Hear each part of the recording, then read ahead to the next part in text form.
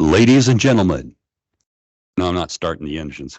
Just want to say, Welling Clark, first vice chair, in place of Ed Dills. He had a procedure done last week, and he's kind of out right now doing recovery and things like that. Said to say hi. I'm going to call the meeting to order at this time for the Pikes Peak Area Council of Governments.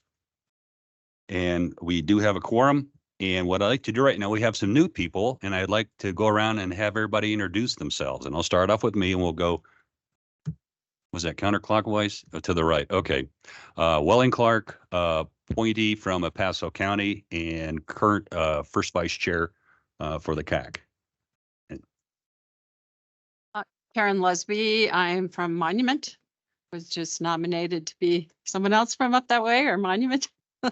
Anyway, I was just nominated to be on the committee, so it's nice to be here.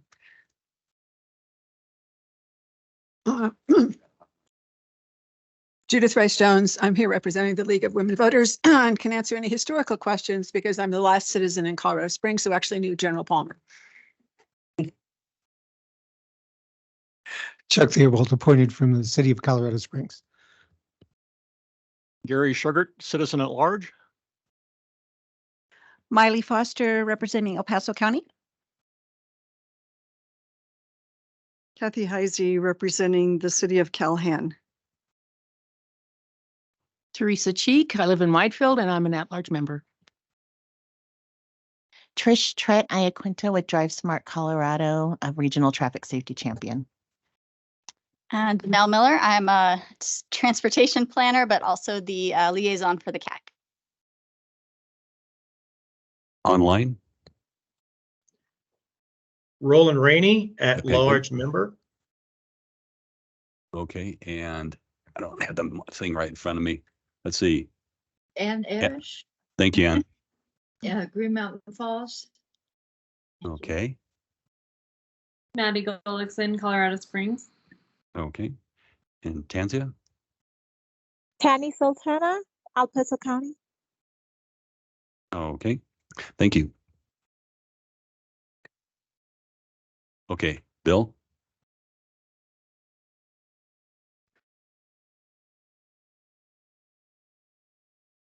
I think he's on mute. Bill, I saw you try to unmute, but Bill Bowles from Park County is also online.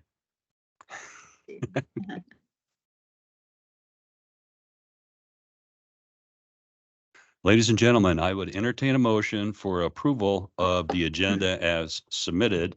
I will have one recommendation for a sequence change, though. So do I have a motion to approve the agenda? So moved. Moved. Okay, who made it? Okay. I'll Second? Second. Second. Okay. Would you want people to state their names too? Either way, so I would recommend, and we already have a motion in a second, so we might have lost our opportunity. If we want to amend the agenda, now is the time to do it. Well, we amend it during the discussion after we make a motion in a second. There's no second, there's nothing going on. You can if you want to. That's an extra step in Robert's rules. Yeah. Yeah, either way. Okay. But usually we would try to combine these into one. Oh, okay. We'll modify it in the future then. So I have a motion and a second.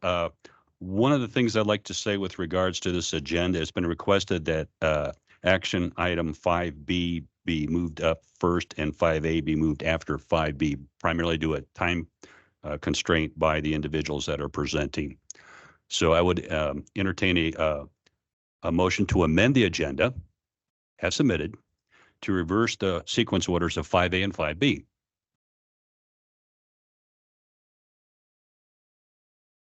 I so move. This is Ann Esch. Okay. Very good, Ann. Do I have a second? Miley Foster, I'll second. Okay, second. Okay, discussion. No discussion. I go by Robert's rules real literally.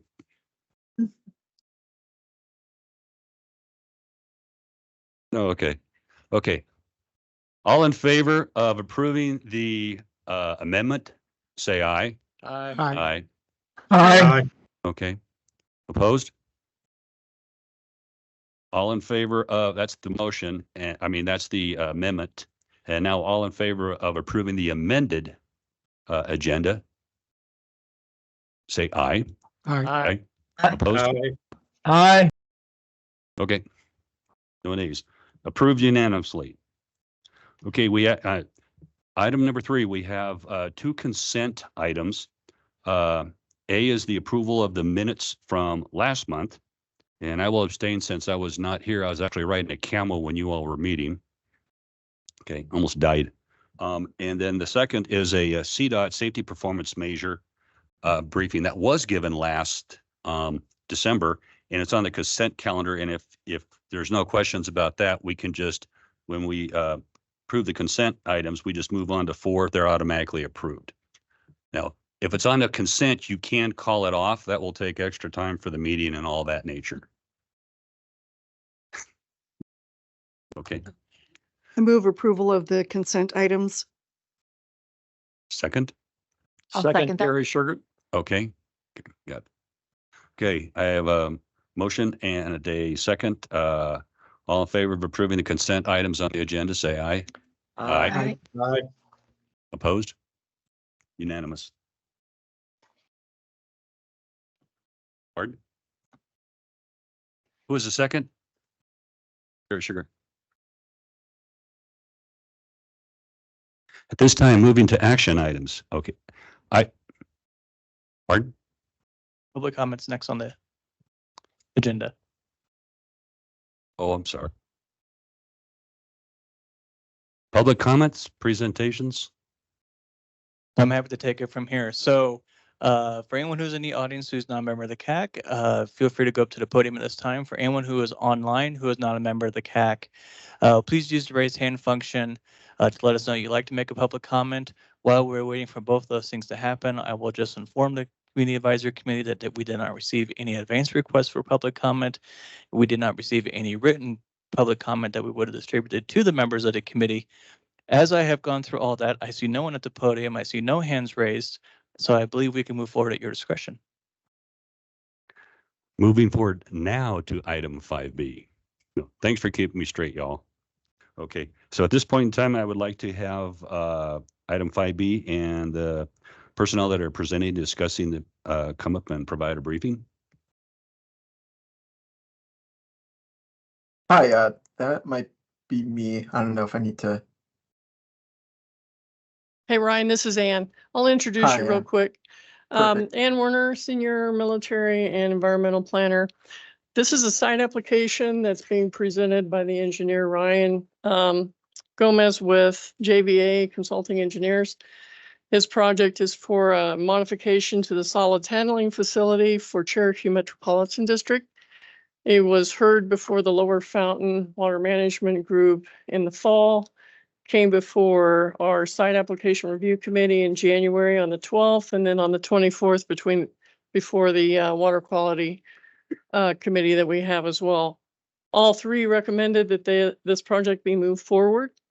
That's why you're hearing it today. So I'll let Ryan take it away with a short presentation, and he can answer any questions. Thanks, Ryan. Thank you, Ann, for the introduction, and thank you everyone for the opportunity to present this project here today. I'll go ahead and start by sharing my screen. If I could just get a confirmation that you're all seeing that. Roger. Perfect. Okay. So once again, this is a presentation for the Cherokee Metro District's Water Reclamation Facility Solids Handling Improvement Project. To give a very brief overview of the Cherokee Metropolitan District, for those who aren't familiar, it encompasses a lot of land east of Colorado Springs and Fountain, kind of closer to the Schriever Air Force Base. And then, as you can see here on the left or on the screen, this is just a service map for the Cherokee Metro District. Some of you all might live in this district, so if you're familiar with that as well. The overview of this project, we are looking to replace current solids handling equipment within the water reclamation facility. You'll have to forgive me, I'm not familiar with everyone's background, so if I'm speaking in layman's terms or too specific, please let me know. But for the solids handling process in terms of wastewater, we're really just dealing with all of our solids coming into our plant, and it is the district's responsibility to treat those solids and then haul those solids off for disposal. They currently use what are called a centrifuge press, and this is to dewater all solids for what we call production into cake, and that cake is then disposed of or hauled off and disposed of. As part of this project, we're looking to simplify operations for the Cherokee Metro staff, as well as reduce operations and maintenance requirements. Currently, centrifuges tend to be very intensive operation or technology/equipment to maintain. By intensive, I more so mean they require a lot of supervision and a lot of hands-on operation. We are proposing, as part of this project, to replace those existing centrifuges, 2 existing centrifuges with 3 what are called screw press solids technologies. These screw presses are intended to simplify operation by requiring, or I suppose you could say improving automation, requiring a lot less attention by the operators, reduce operation and maintenance costs, as well as maintain and improve the quality of cake that is produced as part of the solids handling process. I want to note that a major thing to note as part of this project, you'll see here, this is a site plan of the Cherokee Metro District Water Reclamation Facility. All of our improvements for this project are to be within the solids handling building, and no site work is anticipated as part of this project. So the site application amendment is more so for the CDPHE's permitting. However, we don't anticipate any actual earthwork or disturbance to the site or any of its surrounding areas. That being said, and sorry, I'm going to go into engineering drawings. I know these always look like a big mess, but the gist of the actual project here, you'll see these 3 screw presses, 2 of them in darker ink. We are looking to replace those centrifuges with 3 screw presses that will allow us to handle the build-out conditions of the Cherokee Metro District.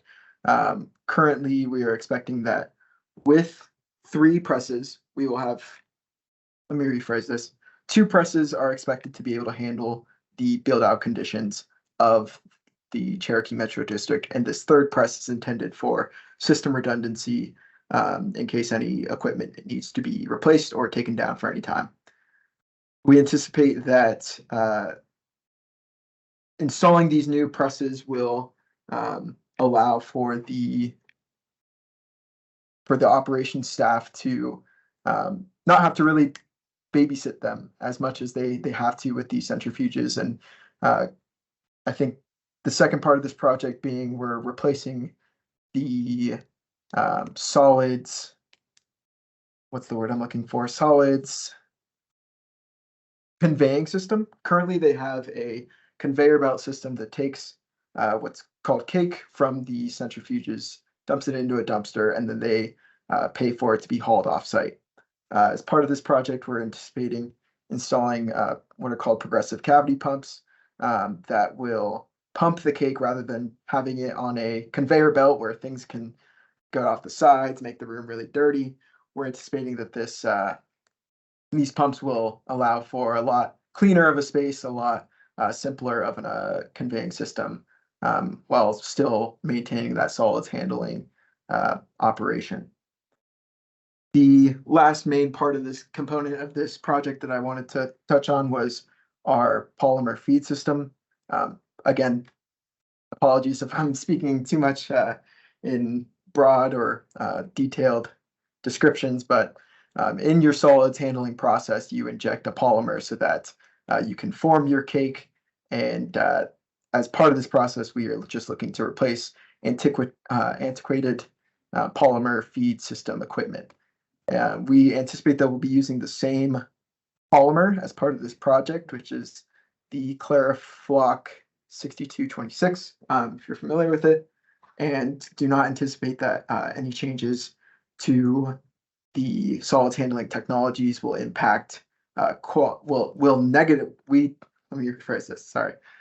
We do not anticipate that changes as part of this project will negatively impact quality of the cake produced as part of the solids handling process. In fact, we anticipate that these new screw press systems will improve the quality of the solids produced, as well as maintain the capacity of the plant to treat both existing conditions, flow conditions, and proposed build-out conditions of the district. And just for, I guess, you all reference, currently the water reclamation facility sees an average daily flow of about 1.9 million gallons per day, with a projected build-out flow of about 4.3 million gallons per day that these presses will be able to handle. We don't anticipate that our total suspended solids concentrations will change as part of this project. However, we do anticipate that with this third press, if needed, we would be able to handle. Currently, they are able to take about 4,000 pounds per day of total suspended solids, and we anticipate that we'll be doubling that to about 9,000 pounds per day of total suspended solids. So not to get too much into the weeds and details of all that, but just for the most part, this is a pretty simple project. We're not looking to do any site work, not looking to change or build any new buildings or any new infrastructure. It's really going to be just a replacement of the screw presses, replacement of the conveying system with new solids pumps, if you will, and replacement of their polymer injection systems. With all that said, I guess I'll pause here to see if there's any questions that I can answer before wrapping up. Any questions? Judith? It seems that despite my lack of interest in this topic, I'm still learning a lot. But I'm way far away from being knowledgeable on this topic. Just a couple of questions I had as you went through. It would be really helpful for me, maybe not, maybe other people already know this, if people would always put a larger scale map. I know that Cherokee Water District is one of X number of water districts in the county, but I'm not really clear in my mind about exactly where it is. So for me personally, that would help. And so I'm also wondering what happens to these cakes after they're formed. Where do they go? How are they used? That's probably the first significant question that I have. Yeah, of course. So it kind of can depend on your treatment plant. Some plants reuse it on site for any sort of fertilization or any sort of reclamation product. The Cherokee Metro District pays to have their solids hauled off site and will continue to do so as part of this project. I'm wondering if I can pull this photo up. As you can see, this is our demolition plan, but this is our existing conveyor belt. And you can imagine there's this giant, I don't know if you're able to see my cursor very well, but I'll just draw it right here. Imagine a giant dumpster right here that the solids are conveyed up into the dumpster, and then that dumpster is paid to be hauled off. And so as part of this project, pretty much we're just replacing the conveyor belt with pumps. And so just thinking of having an enclosed pump where your solids are being pumped into that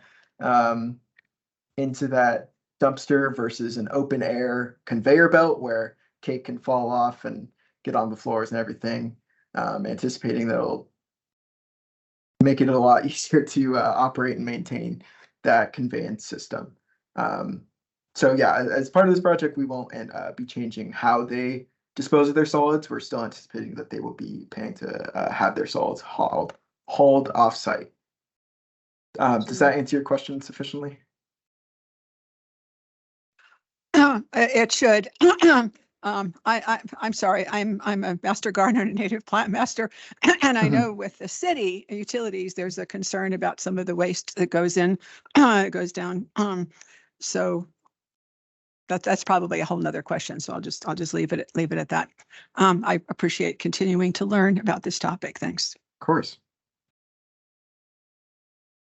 Any questions from those online? Just raise your hand and Jared will hook you in.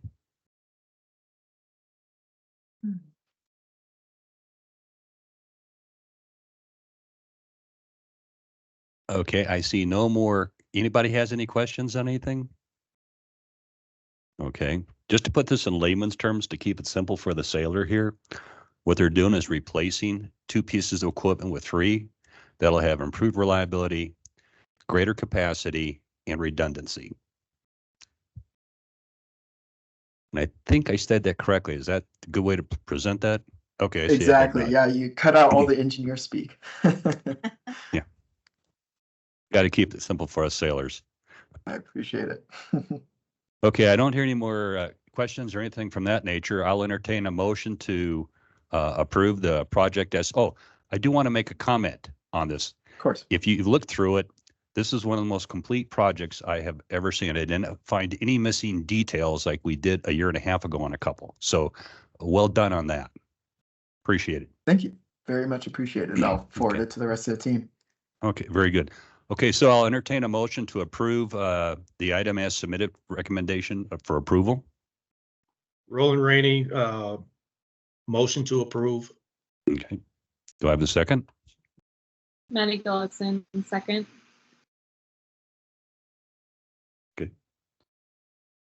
Okay, I have a motion to approve in a second, and I don't think there's going to be any discussion. So at this point, I'll call for the question. All in favor of approving the project as submitted and documented to the CAC, say aye. Aye. Aye. Opposed, say nay. Ayes have it, unanimous. Thank you, sir. Perfect. Thank you again for the opportunity to present.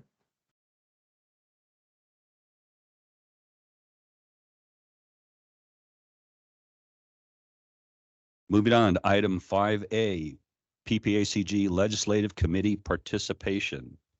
Staff briefing. I can open this up and then throw it to Jared for any in-depth questions. But our PPACG Board of Directors has a subcommittee that is a legislative committee. It meets, the frequency depends, of course, when we are in the legislative session. But right now we're meeting every Monday morning at 8:30. January 10th was the beginning of the second regular session. And so we hold these meetings with our lobbyist, and at our recent Board of Directors meetings, the Board of Directors did invite, they are publicly open meetings. The Board of Directors invited the Community Advisory Committee to participate if you'd like. The members of the board or the members of the legislative committee are members of the board because it is a subcommittee.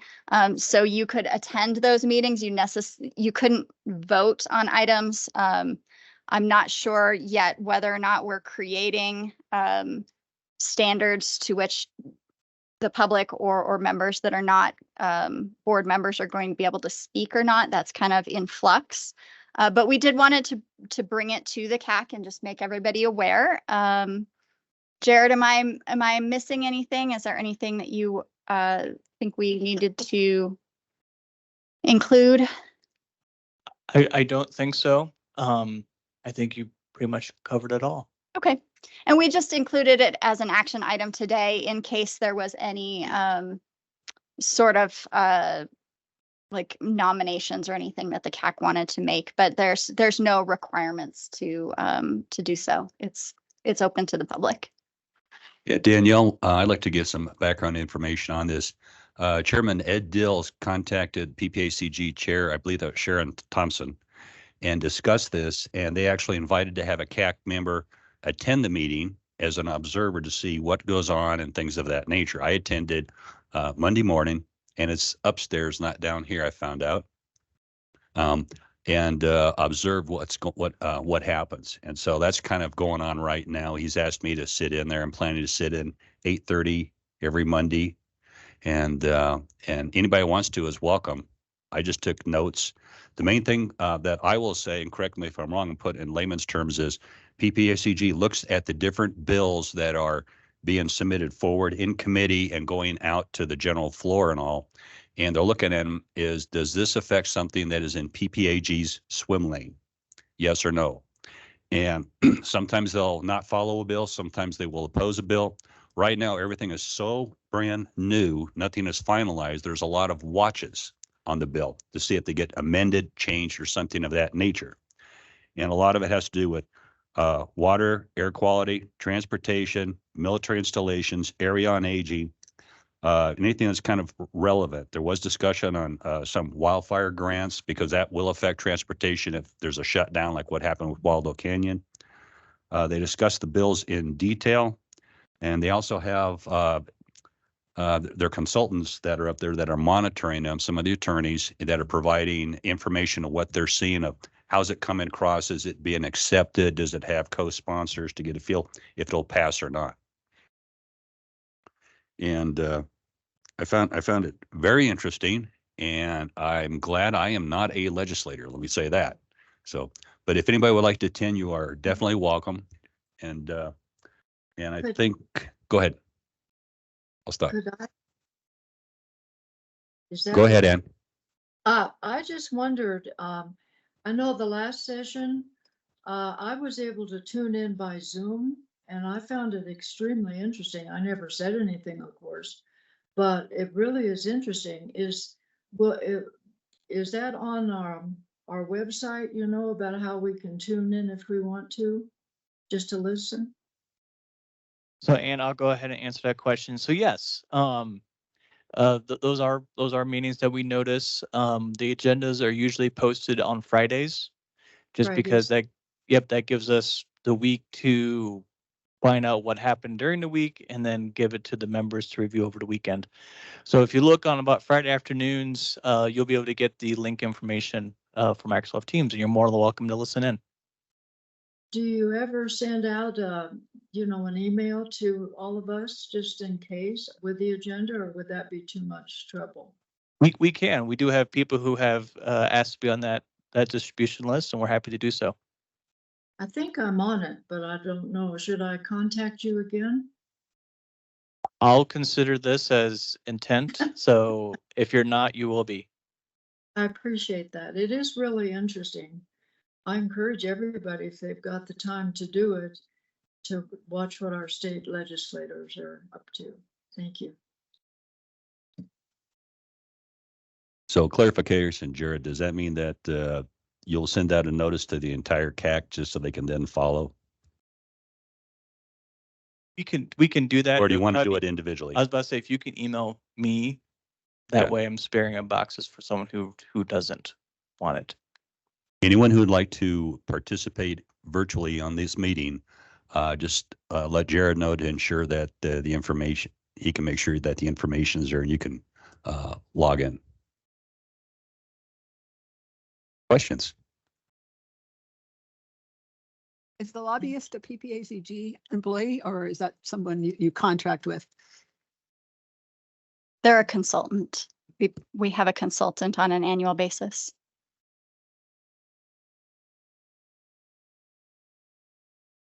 Questions up for anyone online?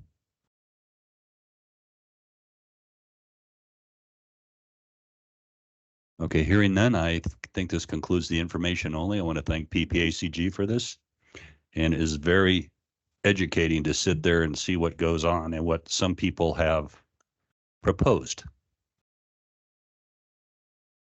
Yes, it is. Okay, moving on this time, action items are completed. Now we'll have information items. Item 6A, PPACG Transportation Safety Initiative Update.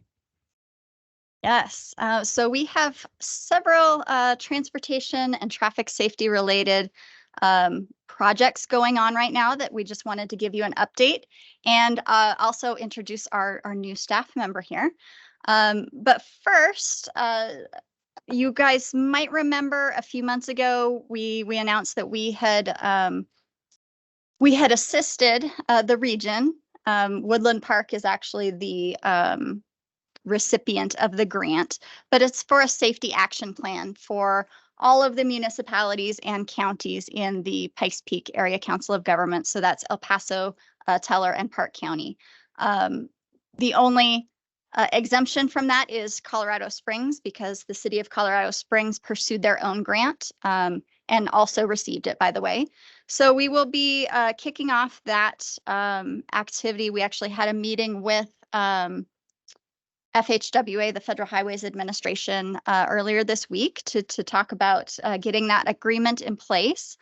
We're expecting that agreement to get in place May-ish of this year, and then we'll be actually kicking off that effort. So just wanted to educate everybody and give you an update on where that is. And that is will be an ongoing effort where we consult out that work and create an action plan for the communities that then the projects in that action plan could then qualify for implementation grant money. We also have some efforts related to crash causation and safety media campaign. We are under contract with Olson to develop a report studying crash trends in the region. And as part of this, we've kind of tied that in with a survey that we put out. So we do an annual safety media campaign where we put together some kind of public service announcement activities. And then we've tied in with that a survey. And I think last time I heard we got 2,500 results to the short survey and 600 to the long survey. So our consultants and Jason O'Brien is the project manager on all of this, and he wasn't able to be here today, but can certainly put you in touch with him if you're interested.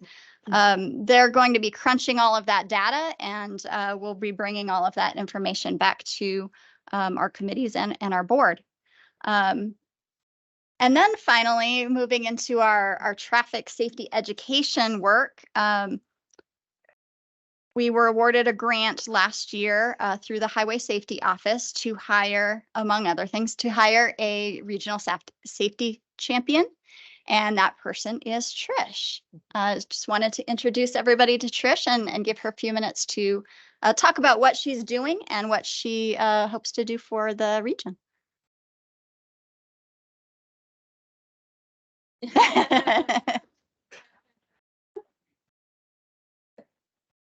All right, there we go. Thank you guys for having me today. I'm super excited to be here. Just want to give you a brief overview of what Drive Smart Colorado is about. Some of you probably have heard of it before. Drive Smart Colorado has been in the community for over 30 years. During COVID, they went dark, but we're back, and we're thankful that PPACG has brought us under their umbrella so we can hopefully our reach will be even further, and we'll be able to have more community members involved in helping us get into each of your communities and doing the education that all of our communities so need. So just going to give a brief overview, and then I'll take questions at the end, and we'll probably have some of our transportation team help me with some of the questions as I have just started my job in December, but so I have a fair amount of community education experience, but some of the grant management and some of the programs that are offered on the state level, I'll need some support for that. But so, all right, here we go. Drive Smart Colorado. Drive Smart Colorado is a recognized community traffic safety program. It focuses on improving communities through the reduction of traffic crashes and the unsafe behaviors that cause them. How will we do this? Helping road users understand their impact on road safety and remind them that they have a responsibility to make safe choices through education and campaigns. Providing consistent resources and education to younger generations and their families. Providing consistent resources and education for drivers of all ages, ethnicities, and backgrounds. And lastly, provide a platform for coordination of these resources developed between community organizations while creating a resource hub for these organizations and individuals to utilize with all of our communities. The Drive Smart Coalition. The Drive Smart Coalition is the heartbeat of our organization. Our coalition is a community of over 140 members, which include law enforcement agencies, community partners, and various stakeholders, collaborating in all areas of traffic safety programming in the Tri-County area. Our coalition holds monthly meetings to discuss current strategies, share ideas, share resources, and a community event calendar to promote collaboration between all of our partners. Community needs. What does this look like in your community?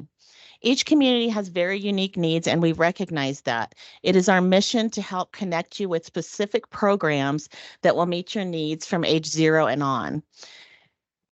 We have partnered with Drive Smart Colorado has partnered with Safe Kids Colorado Springs, which is led by the Children's Hospital of Colorado. Those of you who don't know about Safe Kids, they go into each community based on the needs of that particular community. They have evidence-based programming. They offer car seat checkups and safety workshops that help parents and caregivers prevent childhood injuries. As a safety champion, I understand that there are a lot of rural communities that don't have this same resources, so it's on my radar to make sure that we are able to get the same level of support in the rural areas as we have in the main area of El Paso County. The next area that we're going to be working in is our teen traffic safety peer-to-peer education. We've got a couple different programs that have a little bit different outreach. The first one is Teens in the Driver's Seat. Teens in the Driver's Seat is a nationally recognized award-winning peer-to-peer led year-round program developed by the Texas A&M Transportation Institute. This program is science-based and it provides guidance and resources to the schools. It helps the teens guide and implement peer-to-peer education in their high schools. The Teens in the Driver's Seat program is from ages 11 to 25, so it can be implemented as young as middle school and all the way up into college, so it's a really great resource. The other programs that we utilize, we've got Choose Safe, which is a local program developed by Common Spirit Health. This program was developed in 2022 and aims to provide awareness and decrease the incidence of injuries and deaths related to teen motor vehicle crashes. The Choose Safe Coalition also has law enforcement agencies, hospitals, and emergency medical services that belong in their coalition. We are hopeful that Choose Safe and Drive Smart can coordinate together to bring back the Drive Smart Challenge. I don't know if any of you have heard of that, but it's a yearly challenge that we offer to all high schools where they compete kind of against one another and bringing traffic safety education into their high schools. So it kind of promotes a community within the high school students. Also through Common Spirit Health, they have partnered with Think First, which they are going to be offering graduated driver's license education programs online as well as in person. And finally, we have the Party program that is offered through UC Health. This is a 5-hour hospital injury awareness and prevention program for high school students. Again, the goal of the Party program is to provide young people with information about traumatic injury that will enable them to recognize potential injury-producing situations, make safer choices, and adopt behaviors that reduce risk. Finally, we've partnered with health promotion partners for our aging populations and our specialized drivers. Health Promotions offers a comprehensive driver evaluation through their car fit checks. Sometimes this can be required by your doctor or just may be requested by a family member to make sure our aging population is staying safe.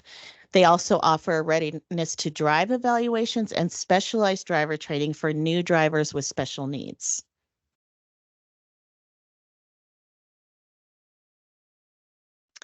So how can you get your community involved? My hope is, as the regional traffic safety champion, to be able to, like I said, have community contacts within each of your communities so we can get you the resources needed. So I've put my contact information here with a QR code. And like I said, would be happy to talk with any of you about how we can get some sort of traffic safety education in your communities. Any questions?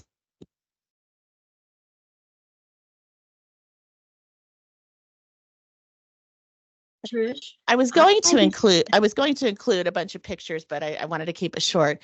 I was very fortunate to have a previous experience with the Calhan FCCLA program there. Their students got together and decided they wanted to bring traffic safety education to their community. We hosted an all-day K through 12 program. We brought in an impact speaker. We did traffic safety education from seat belts, car seats. We talked to the young people. They all signed a seat belt. The K through 5 signed a seatbelt challenge, and that they would all buckle up. We did skits with them. The older students, we did impaired driving education, seatbelt education, GDL education, and made it kind of like a fun carnival fair. We found that it's the most effective programming is peer-to-peer. So we got the kids trained up, and they know how to present it to their peers. As we all know, as parents, we can tell them till they're blue in the face to buckle up and to not do. But when they hear it from their friends, it's so much more effective. They're going to continue with their Teens in the Driver's Seat School, so they're going to continue their programming. And our hope is that we are able to get into that school at least a couple times a year, continuing that education, continuing just planting those seeds of changing the mindset of students as young as kindergarten. It was really interesting to get a raise of hands of how many of those kiddos don't buckle up. So they've got to be their own advocates. So that's my hope, is just to be able to change the mindset of the little ones as they grow. And by the time they're, our age, they're practicing safe behaviors with driving. So we would love to repeat that in every high school multiple times a year on a small level or a larger level, like what we did out there. We had a big rig that came and offered education on big rig safety out in some of the rural areas, which was really interesting. So yeah. Questions? I'm sorry, this is an obsessive topic with me. And in the last month, there have been a phenomenal number of articles in the paper about accidents and alcohol and driving and cell phone and driving. I mean, it's just been every week. It's just been frightening. When my daughter, who's now almost 40, was in high school, there was an excellent program that was started by a realtor whose 16-year-old daughter had been killed in an accident that he thought she should have been able to avoid. And the classes were at the dog track, is that what it's called? And it was absolutely outstanding. I mean, they flooded it, and so they could feel a car, sliding and whatnot. At the end, they had to drive their parents around, and they had a lot of cars parked, and they'd throw stuffed animals out in front, so the kids had to stop. I was really impressed. And that also led to a discount in insurance. So it's really, but my impression is that all of those programs have just virtually disappeared, that they don't exist anymore, which is unfortunate. And the statistics are just absolutely horrendous. Right. And the statistics started during COVID when people were driving less, and the statistics went way up. So I'm really thinking we need to do something. I completely agree. The main thing I wanted to say is that the Safe Routes to School program in Colorado is going to be in Fort Collins this fall. It's a national program, a lot of federally funded grants and whatnot, and to have it in the state is really spectacular. So we're trying to encourage all school districts to make sure that they send somebody, because we like to tell people that you can't depend on the fact that you're in a pedestrian crosswalk, that cars aren't going to stop, because data tells us that they don't. And the last thing I have to say is, as a speaker for the league, the last state election, there were three, if you remember, there were three questions about loosening rules for alcohol, and only one of them passed. So two of them are still outstanding. So one of the questions we had when we were doing the ballot issues is, what kind of statistics do we have on how often alcohol is involved in traffic crashes or traffic fatalities? So being a good researcher, I went down to the police department. I asked if I could get that data. The nice policeman helped me fill out the form. He asked me how many years I wanted the data for. This was on October 29th of 2022. Filled out the form, policeman approved it. I paid $7 because it cost. He told me it could be a month or two because we're a little bit behind in data. My check has not been cashed, and I've received no data. And I understand that that's a common issue in the city and the state, that we're really behind with data.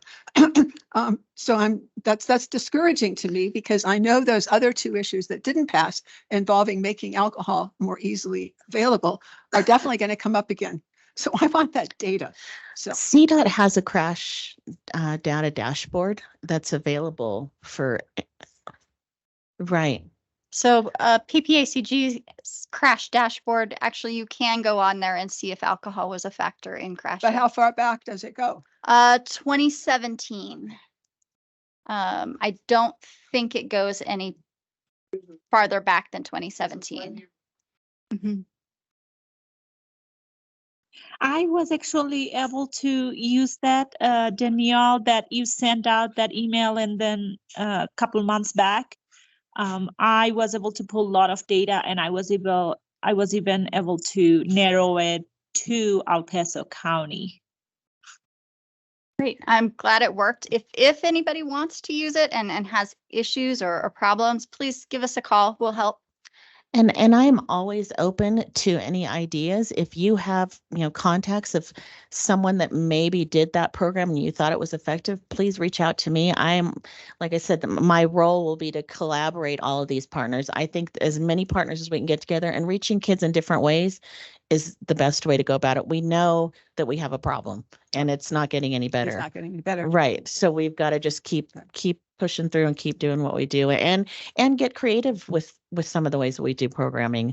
It doesn't, the same things that worked or may have slightly worked years ago, it's changing. And I'm fortunate to work with a great young lady from public health that we're doing some research and trying to really, really work on what are these behavioral changes? How do we really work on the behavioral change, the root of the problem, and how it's changing since post-COVID? Like, there's a different mindset out there. So we're doing as much as we can. And like I said, please contact me. I'm always open to ideas and new things I'll to. have to check with Welling. I've already emailed my state representative. My daughter and her family live in California, where they've had for a long time a no handheld device. I law, think we're and it getting really close to makes a that. difference. I think we're getting close to that. I was on CDOT had a news conference the other day, and I think yeah, I agree. Let me just say, there is legislation being looked at for something of that nature right now. Right. Mhm.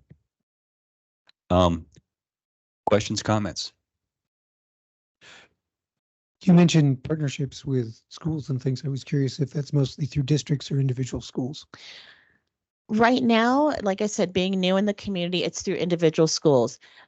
From my previous work, I feel that at some point that is the best way to go. If we can get in through a district, and it can just be something that is almost mandatory for schools to do, some sort of traffic. We know it's a huge problem with our teens, just like mental health and all that. If we can get in there on a district level and it be just, that's what we do. That's what I would like to see. So again, I'm always open to, if you have any contacts or know anyone, we'd be happy to come in. And we have, like I said, a great group of community members and stakeholders that hold, like El Paso County Health, we've got the hospitals, we've got fire and police that are all in our coalition. We can come in and present our programs. And like I said, if we can get it in every school, that would be ideal. Comments, questions? Oh, go ahead. This is Ann. How young down do you go? I mean, Like I said, I do some work with Safe Kids, so from birth, but as far as in schools, pre-K, kindergarten, that age group as well, I think teaching them to advocate early on to buckle up, even if mom and dad don't tell them to buckle up. They've got it. We all have to be responsible for our own behaviors, so it's important. yeah, I was wondering, Green Mountain Falls and Chipeta Park have an elementary school up here. And of course, Woodland Park has schools. We have them up in the mountains, and you could come to each school even if you wanted to, if you have time. I would love that. That's my role, is to be in the community, and that's the area that I really enjoy as well. So please invite me. I would love to.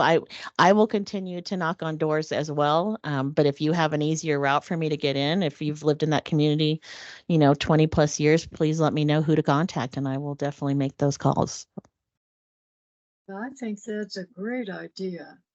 We have a town marshal up here, but he cooperates with Teller and El Paso and everybody too, so the law enforcement would love this, I'm sure. Right, parents. yes. And Thank- personally, like I said, El Paso County has some good resources that it's kind of on my heart to really reach Mhm. out to the rurals and the mountain communities because I really think that they need the support. So that's been kind of first on my list of trying to tackle. So definitely, I appreciate that. Thank you. Welcome. Question for you. If some of us had contacts with school board members and school district CEOs, for lack of a better term, directors, would that be a help to you for reach out? Very much. Very much. Okay, I'll take that as an item. Okay. And then I have two questions for you. One, when you did that day at school out at Callahan, did you have a seatbelt crash demonstrator there so kids could sit on that? We didn't have that. We had some other we did a seatbelt relay race. We did some kind of fun games. I know we have one in the community. Again, when Drive Smart Power call, Springs Police Department. do they have it? Okay. They have it. Okay. That's like I said, been my job about 6 weeks. So we're trying to figure out where all the resources went. So yeah, but we did have some seatbelt activities, but that one I definitely would like to get a hold of that. So thank you for letting me know. And for everybody else, if you haven't seen it, it's a slide about 10 feet long at a slope. You sit on something, you put a seatbelt in, and it goes down and stops, replicating a 5-mile-an-hour impact. And after you've done that once, you will wear a seatbelt. Now, the last question I have for you is, I notice a lot of emphasis on young drivers. Is that because there's a higher proportion of safety incidents involved with kids, or is it just, what's the philosophy? Is it, again, doing it right at the beginning and then they go through life that way? Well, like I said, most of the programs that we work with show that, first and foremost, they are targeting teens and preteens, but the philosophy behind like the public health approach is we want to start training them younger. I think we've got to. I think that's the only way to really create that behavioral change is changing our mindset. I was in a meeting the other day and we talked about changing the mindset of if someone's going to choose to drink, they just automatically know that they are not driving. It's got to be a mindset. It's not push it and have one drink. It's you don't drive. So if we can educate them younger and younger that these are the choices we make and this is why we make them, then hopefully it may take a while to make that kind of change, but that's our hope. Obviously, the graduated driver's license, there's a reason those were implemented and they are effective. Interestingly enough, working in the high schools over the last year and a half and up in Denver and down here, it is amazing. Even my own kids going through their driver's ed programs, they say GDL, what? GDL, what's that? People do not know what graduated driver's license are, and they've gone through the class and they still don't know. So we're trying to really emphasize there's a reason why we do those. There's a reason why you don't have a passenger for the first 6 months. It's distraction. You're a new driver. You can't handle that kind of. So emphasizing those new drivers as well as far as what the whys behind it, not because we're just trying to be mean. So. So to answer your question, the statistics, and again, if Jason O'Brien were here, he could actually do them. I can only remember so much in my little brain. It is not necessarily the teen drivers that are in high school that statistically are the issue. But I think it's the low hanging fruit, right? There are schools, there is a program, there is a mechanism by which we can get in and Trish can get in and start talking to them. Because again, if you learn good habits from the beginning, you don't have to unlearn them. That being said, statistically, I believe we've got a lot of folks running around this community with a lot of bad habits that are in the, 20 to 25 range, right? And so it is not our intent to just sort of focus only on the high schools. Obviously, it has a greater return on investment, right? Because if you can teach them young, you don't have to untrain them. A couple of hours with Trish now saves a lot of time down the road. But that being said, we have ignored the problem as a society, quite frankly, as well as the community for such a long time. We have to go back and fix some things, which is why we have the items that Danelle had talked about earlier, the crash causation, working with our partners to do traffic safety, try to find that message that resonates with that age cohort that is in fact the problem. So a lot of different things that we are doing. This is just one of the legs of the stool. But statistically speaking, it is not the problem in whole, but it is something that is easily addressed and the mechanisms in place, because you got to go to school, right? So we can track you down and we can teach you. These other guys that are causing this stuff where they just run right through a red light and smile at you and wave, that's going to take a little more noodling to figure out how do we address that problem. Sorry to interrupt you. Any other questions or comments? Personally, I think this is a wonderful program. Thank you. I look forward to working with you also. And I'll Thank get you some of that information on school board members and the, they're not CEOs, but they head up the school board. I Yeah, forgot they've the got name. some pull in the schools. Thank Yeah, you. sounds perfect. Superintendent, Yes. thank you. Yes. Well, thank you guys for having me today. I appreciate it.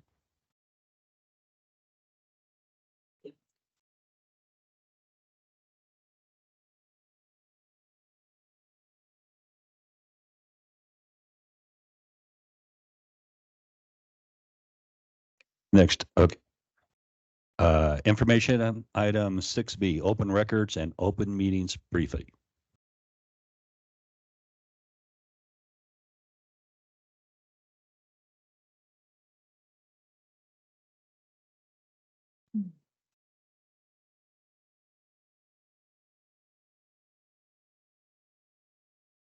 I'm trying to think, what did the Kansas City Chiefs run out to? That would be my, yeah. Sorry, I couldn't help myself. So for those for those who don't know me, my name is Jared Verner. I'm the Public Information Officer here at PPACG.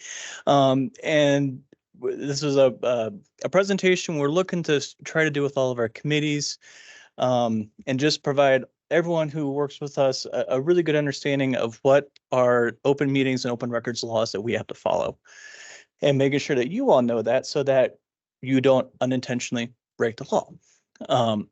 So we're trying to help you out as much as we can. I will say this is not because of any problems we've had.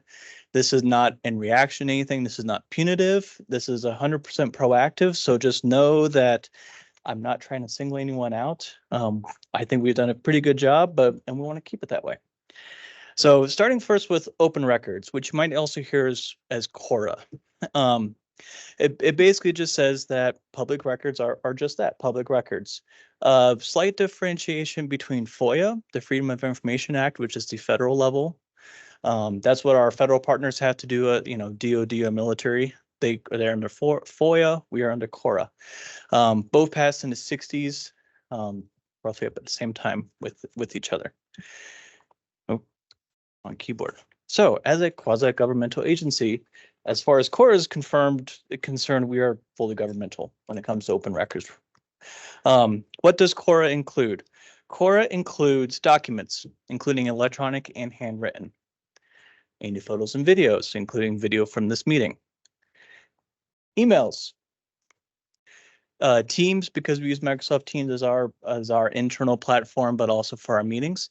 And any text messages, which leads into any work-related or committee-related material on private devices or accounts. And I kind of throw that in there, and I think a lot of people, they see that and they're like, really? I'll give the examples about, it was not last summer, but summer before, a senator switched party affiliations. He even said in the text messages, I'm using my personal device, so it's not covered under CORA. Well, the reason we saw him, that text message, is because it is under CORA. So just keep in mind that is still covered. So even though, like, I pay for my personal cell phone, but I do work on it quite a bit, that would be subject to an open records request. So those are the things that includes. There are some general topics that are not considered open records. Anything related to privacy protection. HIPAA is the one that we work with the most here because of the Area Agency on Aging. That's health information. In my previous life, FERPA was the one I learned a lot. That's educational records. But those kinds of things where there's an expectation of privacy, especially when we're dealing with clients or anything like that, those are not considered open records. Personnel records. There's some high level information about personnel that is subject to open records, salaries, top level evaluations, but specific evaluations are not considered open records. This is something that's probably not going to be as pertinent to you because you're not working directly with lawyers, but our board of directors does. But any legal guidance or privileged information or trade secrets, we're not dealing with trade secrets here at PPACG. So this is a bullet point in general we're not going to be relying on to say, no, this is not considered an open record.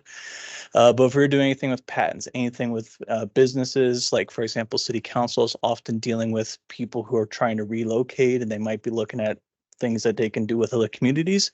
Those are considered trade secrets, so the city can be broad on how they talk about it. A lot of times you see it in the newspapers, Corporation X or something. Again, something we don't have to worry about here.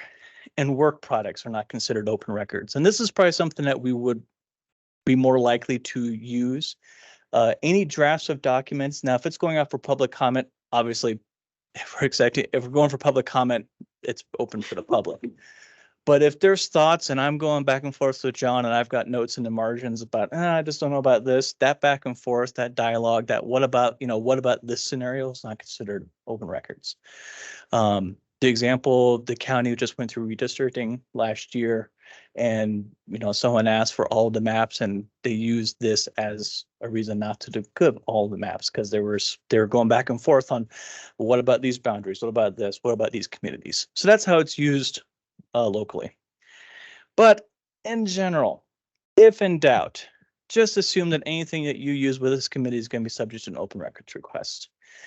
We may be able to say that it's not considered an open record, but again, you guys, because of the nature of the work that you do, I can't think of a reason that we would ever use this, any of these exemptions.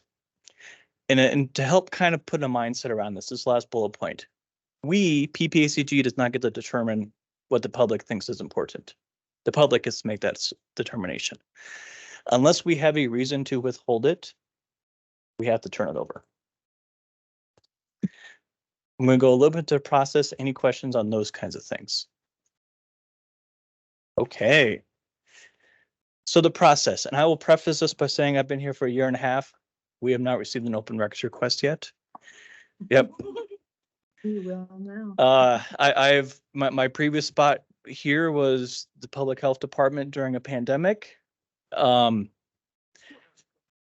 mean, and my responses on open records requests, I saw the screenshot and I saw it on that person's Facebook page with my signature line. So needless to say, and before that was education. We got a lot of open records requests there. So I say this that you guys know what to expect. You guys know what's covered. You know what's not. We do try to be fairly transparent in what we put on our website. Finding it is a different issue, but it is there. So we do try to be as helpful as we can. But what is the process? Anybody can request a document for any reason. They don't have to tell us why they want it. But if they tell us what they want or why they need it, we might be able to help them figure out, well, that may not be the record that you really want.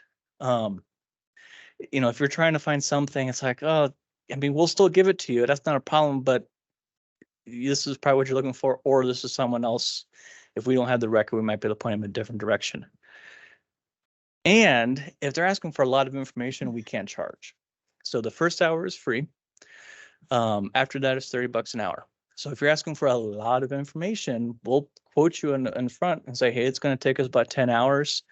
First hour is free. You expect to pay about $270. They may be like, oh, I wasn't planning on that. And they may be able to narrow the scope and say, well, I don't need all of it, but this is what I'm really looking for. Okay, let's adjust your open records request so that you're not paying $270. Maybe we can get it for you in an hour and it doesn't cost anything, or it's 2 hours and it's just 1 hour of billable hours.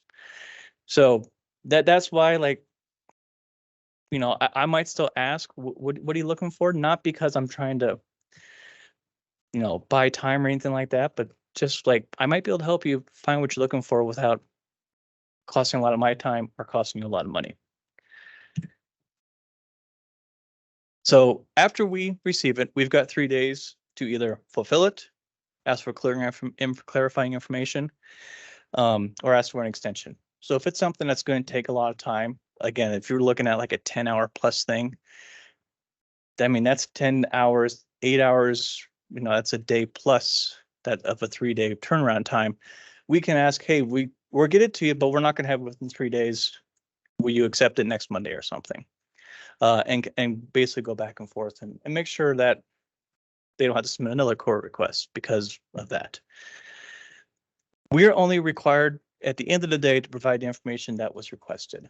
And sometimes a lot of people, when I work with, when we're doing an open records request, they'll ask, well, this information, I'm like, that's great, but that's not what they asked for. We only have to do what they asked. And at the same time, we don't have to create a new record. And so going back to public health, they were wanting us to basically generate a report of these 2 different data points and see the correlation. We're happy to provide those 2 sets of data points, but we're not doing that correlation work would have created a new record in the process. So we don't have to do that. So if we don't have the record, we can just say we don't have the record,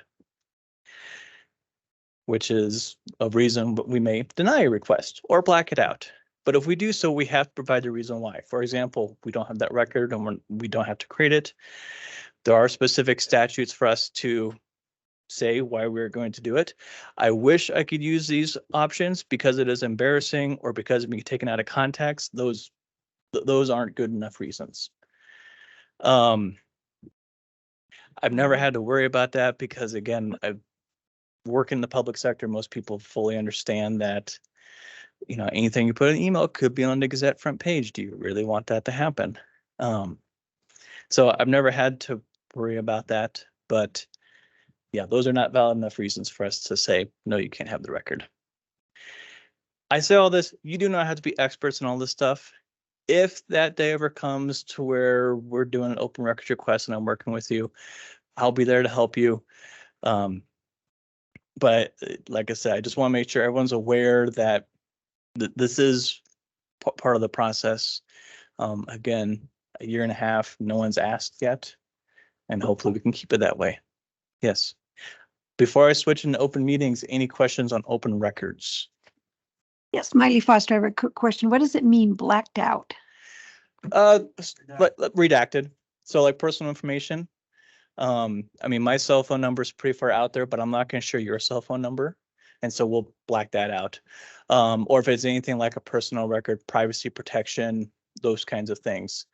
Like if it's an educational record, for example, your major is considered, it was considered an open record. Your grades were not. Yes. Over here. Judith. I'm always interested in older records. So how far back are you maintaining records? That is a fantastic question. So there are retention policies. I know financial, gosh, I don't know off the top of my head. Financial records have certain requirements. I know our AAA records have certain requirements. For minute meetings and rosters and those kinds of things, we hold on to them in perpetuity. I mean, we've got boxes upstairs if anyone's particularly interested. And our website goes back to, I think, 2010. Don't quote me on that.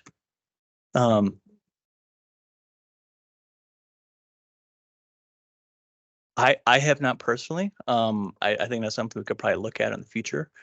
I don't know what other jurisdictions do, like Colorado Springs or El Paso County, if they hold on to them or if they provide copies. I do know the Pikes Peak Library District does have like annual reports, like I know PPRTA, which is a different organization, but who we work closely with. A lot of those annual reports are on file at Penrose. But yeah, it's just a matter of making sure that it's accessible. I know the City of Colorado Springs has a very nice system for their archival system, but I think they maintain it.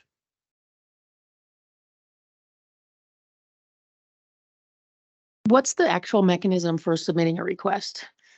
So it's on our website, but just email me, and that starts the clock. And we have told our staff internally that if you receive it, send it to me. Just similar to how I told you guys, they are not required to know the specifics. The main thing that they need to know is first, send it to me. Second, anything you generate, just assume it could be considered an open records request. Yep. Any other questions? Members of the committee. Next slide. I was about to say, that gets more into open meetings, which you're going to jump the gun on me, but are we good to jump there? Okay. So if we consider open meetings and open records, you know, their parents are government transparency, and these are kind of siblings. So these are two separate laws. So they do have a lot of overlap between the two, with the idea of government transparency. So the second bullet point, meeting is any kind of gathering convened to discuss public business in person, by telephone, electronically, or by any other means of communication. Email is considered one of those communication mechanisms. Now, Chuck, to your point, like if it's between two members, that's not considered an open meeting, but that could be considered an open record. If there's three or more, that's when an open meeting takes place. Or a quorum. Our quorum numbers, I think we need 8 for a quorum. So obviously 3 is our magic number.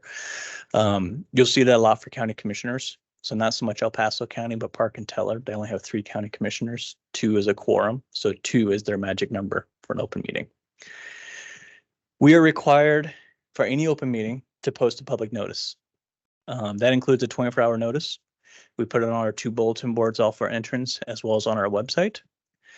And that part of that public notice, we have to tell the public, what are we going to talk about? Like we do formal agendas for these meetings.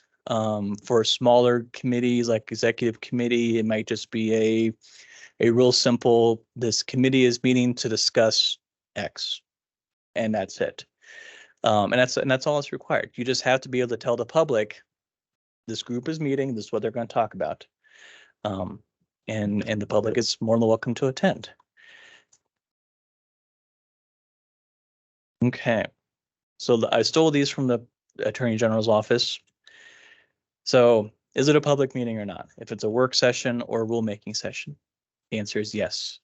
And no, there's some other ones that have some like yes, but this is just a flat out yes. Action doesn't need to be taken for a meeting to be considered open. It can be a discussion. And as long as you're just discussing, but as long as you have those 3 members, that's considered an open meeting. Side conversations during meeting breaks, a little bit kind of the scenario that Chuck was talking about, but yes, if you have 3 or more.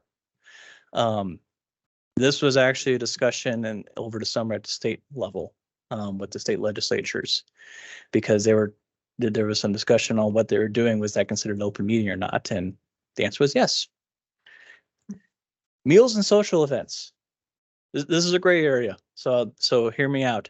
No, but if committee business is being discussed, then yes. So for example, if you're all invited to celebrate the opening of a facility and you're invited because you're committee members of PPACG, then it's likely a yes. A lot of times the city, and they have a calendar system so that if 3 or more council members are going to a ribbon cutting for an event, they will notice it that says, there may be 3 or more members of the city council at attendance at this meeting. And city business may be discussed. May or may not, but there's only 2, but at least they've publicly noticed it. They've let people know that there's going to be 3 or more members at this location at this time. Discussion about meeting dates and times. So this is an exception to the open meetings law. No, as long as the focus is just to talk about when you're going to meet to discuss public business, and you're just cheering back, hey, I can meet Monday at 2, but I can't meet Monday at 3. That's perfectly fine. Just don't talk anything beyond that. Can I meet with someone, and then can they relay that information to another member? So if Danelle and I are talking, and it's just 2 people, and we're a member of a committee, and then Danelle talks to John, we haven't hit more than 2 people at once. But the answer is no. That's considered a serial meeting. Basically, if you're doing that probably with the intention to get around open meetings laws. there was a school board up north that got dinged for that this past year. And so, yeah, so don't do that where you have two people in a room, the third person's outside and you're going back and forth. Please don't do that. Okay, I think that's all I got. Questions? So this was the root of my question. There were 3 members from Colorado Springs. If I wanted to get together with Callie and Maddie to discuss, there must be a way that we can do that, but we would have to notice you. Who would we tell that we were doing that so it could be on the calendar? So I have the pleasure of doing those here. So yes, just let me know. And like I said, if it's social in nature, if you're not talking about PPACG business, then it doesn't matter to me. But if you're talking about something to discuss, like how you're going to vote or to discuss questions about the agenda for today's meeting, that is definitely an open meeting. And yeah, 24-hour notice to let us know. Please don't do anything on Saturday or Sundays, and don't schedule anything for a Monday, because then I have to come in on a Sunday and do it. Yeah. Jared does respond on weekends. I found that out Sunday. Yeah. I will if I have to, but please don't. Especially That's not, fair. yeah, especially not a week and a half at like 4:10 p.m. So Other questions? I don't hear any.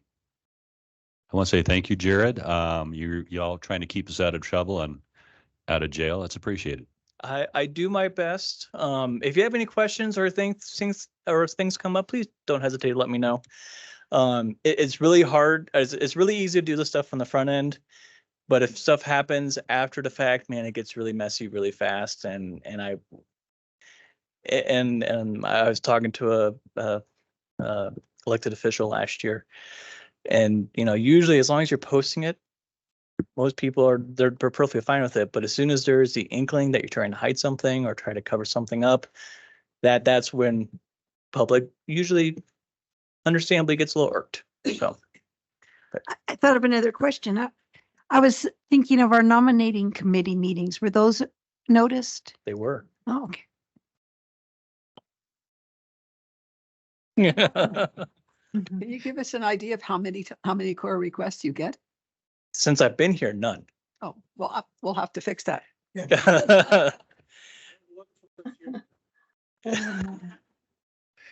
Any questions from those online? Okay. No, I think it was very educational, and if we had questions, it cleared them up. If you do have questions, please reach out to Jared, because then he can clarify and then actually provide it if it does something that affects us. Also, emails, texts, as well as telephone calls, any type of communication form qualifies when you're with regards to open records and serial conversations and everything. It does. I mean, obviously, if I'm just having that conversation between two people in the hallway, there's really no record of that. And same thing with like a telephone call. So, I mean, we can show that, I was based on calendars, whatever. But, if there's a record, like I said, text message, like, that one legislator who thought that he was fine and wasn't, because we saw it.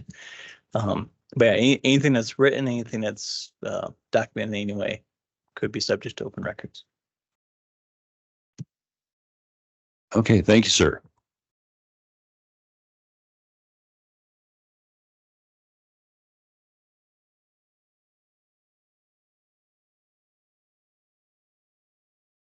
Okay, now it's over. Member entity announcements. This is where we go around the room. If anyone from their organization or has an important announcement to make, they'd like the CAC to know, raise your hand and we'll call on you. Any announcements? Any online announcements? Nope. Okay. Any comments or announcements from anybody in the audience not on the CAC? Okay, not hearing any. Moving on, meeting schedule. We've been meeting the last Wednesday of February And I don't have my calendar, but that is the 20. Okay. 28, 3 p.m. Okay. And if there's no other discussions at this time, anybody have anything else? If not, I will then adjourn the meeting. Meeting is adjourned. Thank you all.